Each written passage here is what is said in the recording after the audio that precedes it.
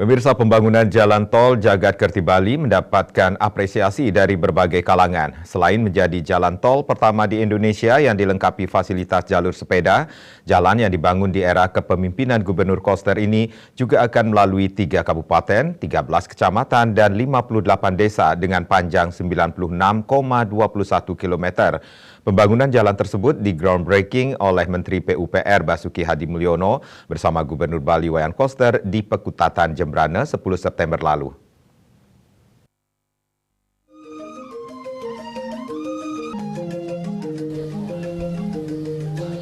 Ketua DPRD Jembrana Nimade Sri Sutarmi mengaku bersyukur dan berterima kasih kepada Gubernur Koster karena telah memprogramkan pembangunan jalan tol Jagat-Kerti Bali yang menghubungkan Kabupaten Jembrana dengan Kabupaten Tabanan dan Kabupaten Badung.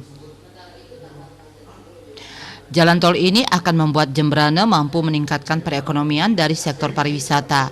Infrastruktur jalan tol yang dibangun di era Gubernur Bali Wayan Koster juga akan mampu mewujudkan pemerataan pembangunan di Bali Barat dengan Bali Selatan atau kabupaten kota lainnya di Bali, sekaligus menjadi jalan pembuka kesejahteraan masyarakat Jembrana. Jalan ini sangat penting menjadi akses percepatan pelayanan industri pariwisata di Kabupaten Jembrana. Hal serupa disampaikan Ketua DPRD Tabanan Imade Dirge yang menegaskan pembangunan jalan tol Jagat-Kerti Bali yang menghubungkan Gilimanuk Mengui selain mampu mengembangkan potensi daerah terutama pada sektor pariwisata dan industri, jalan tol yang menjadi penanda Bali era baru tersebut akan membuka akses terutama untuk pengembangan pariwisata di Tabanan yang berbasis desa wisata. Atas nama masyarakat Tabanan, pihaknya berterima kasih kepada Gubernur Bali Wayan Koster karena sudah membangun jalan tol yang dibutuhkan masyarakat Kabupaten Tabanan. Jalan tol Jagat-Kerti Bali adalah jawaban untuk memperlancar lalu lintas masyarakat Bali dalam berkendaraan guna terwujudnya rasa aman dan nyaman.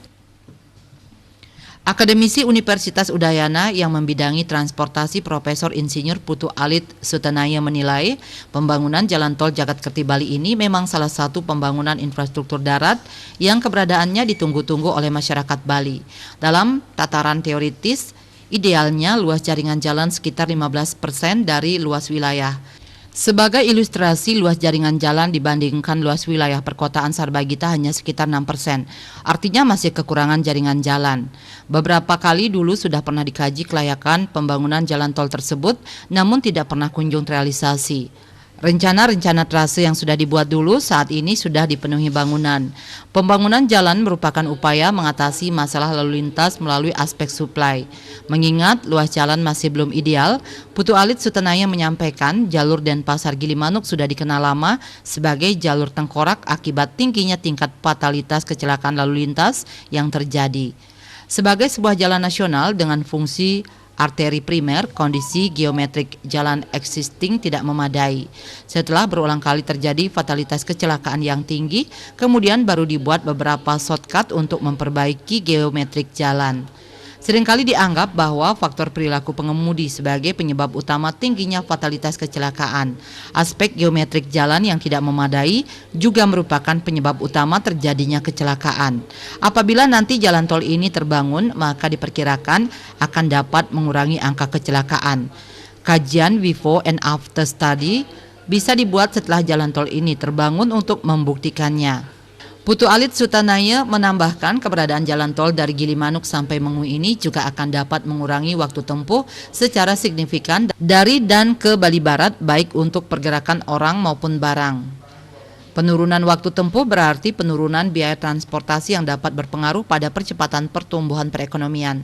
Keberadaan jalan tol di era kepemimpinan Gubernur Bali Wayan Koster ini dapat memberikan dampak pemerataan ekonomi. Dengan adanya jalan tol diharapkan ada pengembangan sentra-sentra ekonomi di wilayah sekitarnya. KMB melaporkan.